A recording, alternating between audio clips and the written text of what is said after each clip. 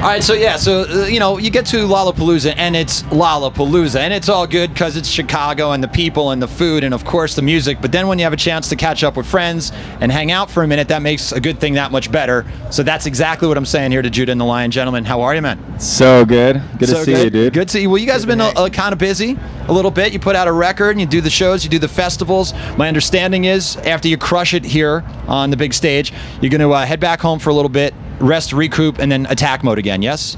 Yeah, we have like 4 or 5 days of rehearsals back home, and then we start the tour, the American side of the tour in Memphis on Friday, which is like 6 days from now. You guys get right back at it. Not a lot of dust settling. Yeah. Is rehearsals for tour the closest thing to a 9-to-5 day routine for Judah and the Lion at this point? I would say so. Yeah. Yeah, it's show up, you know, we try to keep the evenings free, you know, show up at 10 and at like 4 or 5. Okay. Because I would assume even when you're writing sports, when you're writing a new record or working on new music, you can't put a limit on like, all right, I'm going to start doing something at 8 and I'm going to be done at 5:30. I'm going to get in rush hour traffic down in Nashville. You can't, right? You write when you write and you jam when you jam, yes?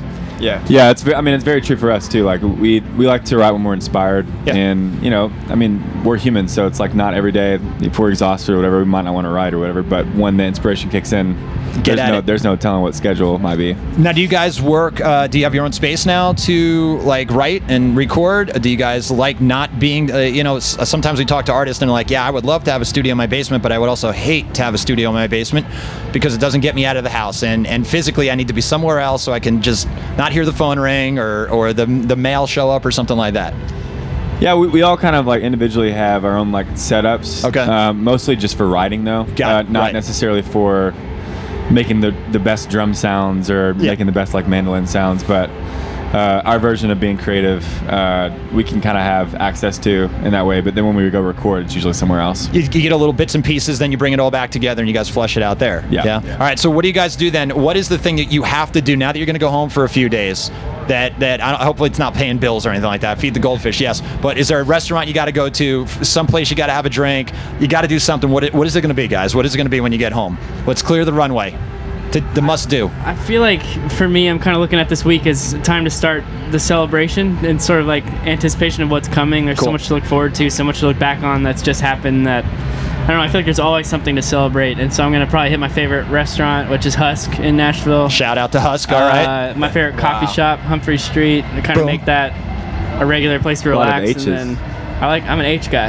Yeah. And just trying to hang out at my apartment and relax and get as much sleep as possible before we don't. And we're super excited. That's the thing. The adrenaline of being a big rock and roll band on the road. You get hyped up for your big show today at Lollapalooza. Maybe you do like a club gig or something either leading up to or after. Then you got to get on the bus for 8 hours and kind of figure out a way to unwind for a little bit and reset yourself. It's not easy. It can't be easy. I'm assuming it's not easy. You guys pull it off very well, don't get me wrong, but I don't know how you do it because I'm 1 hour back from my time zone in New York and I'm a hot mess already. I had 32 ounces of iced coffee this morning, June in the line, so I don't know what year it is, let alone what day it is. So how do you guys decompress a little bit after a show? Are there hobbies? You guys play cards on the bus or something like that? Gaming? Yeah, we're still kind of getting used to the bus life. I mean, it's only been like a couple of years that we've been on a bus, so used to in the van, you just get in the road and you have to drive. Yeah, I have to drive 2 hours or whatever. So now, trying to find like healthy ways to kind of unwind rather than the unhealthy ways of unwinding, or just some stuff. And not that we've ever really been we've never been a party band, but you know, just like naturally from that adrenaline, it's hard to come off of it. I mean, that's literally one of the reasons why we wrote Over My Head. Just like, I was on a bus, couldn't sleep one night, and all these thoughts were kind of happening, and the adrenaline of the show. And so yeah, it's trying to figure that out. So I thought about doing like a post-show workout. Interesting. All right. And then I'm going to try to kind of execute on this round. I'll report back the next time. Please do. Yeah, well, next time you come through and you're like swell and buff, I'm like, well, it must be hopefully working, man. You got gains. You're doing like 50 some odd days in a row. You're going to come back with jack. You look like, was it Danzig? What was that guy that came out like monster after a couple years? I think just like allowing ourselves to have rhythms of just like playing video games or kind of just allowing ourselves to unwind on the bus after the show has become like a big important part of our culture. Yeah, and getting routines in there too. Like we do a movie night like every once in a while. We like to do like a wine tasting night. Nice. We try to do that once a week. We'll have you out for a wine tasting night. Okay, so that's great. I would love to do that, but I also want to know what's the most recent triple thumbs up movie-wise from Judah and the Lion. Let's tell everybody this so that we can. It for sure was Jumanji. Jumanji. 100%. Okay, the new one. Yeah, with The Rock. We loved it. It was like a crowd pleaser. Really? And none of us expected it, and we all like. We're dying. It was awesome. Perfect. Now, do you guys get into the trilogies, the Marvel universe too, where you like doing Avengers or following storylines like that? Is that No. I just saw The Boys, which is kind of the spin-off TV show about that world that I like because it's kind of making fun of a lot of the counterculture of what's become the mainstream culture. Yeah, but we all have TV shows that we love and get super into. But yeah, Marvel. I don't know. We enjoy it. I like Spider-Man. Spider-Man. I haven't seen the new one yet, so if you guys see that before me, please, full review, put it up on Instagram or something, will you please? A lot of spoilers too. Okay, and what about sports? All right, sports a big theme here with the new record, and you've taken that on the road now. And even when we were hanging with you guys down at Hangout, you're having the fans all chant different sports and stuff like that. Is that part of potentially a decompression system for Judah and the Lion at this point? Are there teams you all follow? Yeah, we all collectively love sports. Okay, so much. I'm a big college football fan, just growing up in the South. You gotta be. SEC football, like UT has been horrible the past 8 years, but I still follow them loyally.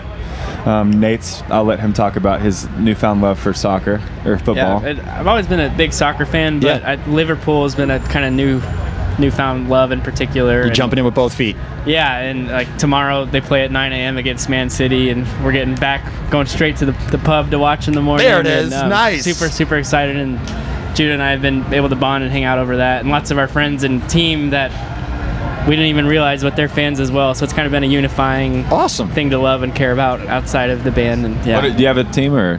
I mean, I'm a baseball guy, so as we're chatting here on a Saturday at Lollapalooza, and as I'm enjoying all this live music, I may or may not be checking the Yankee Red Sox doubleheader. So are you Yankee? Yanks already took the first one today. We're looking to get that second one. So that's it. Shout out Yankee Universe. So okay, cool. So hey, can we hang again? Maybe when you roll through on this big tour. Come over for some wine night next time we're in New York. Let's do it. Let's do it. Or workout, whichever is better for you. Probably got to do the workout and then enjoy the wine. Right? And then the wine. Get those tannins and do those burpees. Hey, we got to follow on and make sure we got all the dates sorted out. So you want to do at Judah and the Lion to keep up with all that kind of stuff? Yes. Yeah, at Judah and the Lion, JudahandtheLion.com. Follow us on MSN. Follow us on AOL. All the AOL, the MindSpring. We'll give you our manager's number. Like, he's sitting over there. We'll just give you his number. Just call him. He's a nice guy. Pester him. He's a nice guy. Yeah, absolutely. All right, cool. Judah and the Lion, go see him on tour this fall. I will see you guys at the show. And, of course, you're going to enjoy them live here from Lollapalooza on Alt Nation. Thanks, guys. Thanks, dude. Good to see you. Yeah.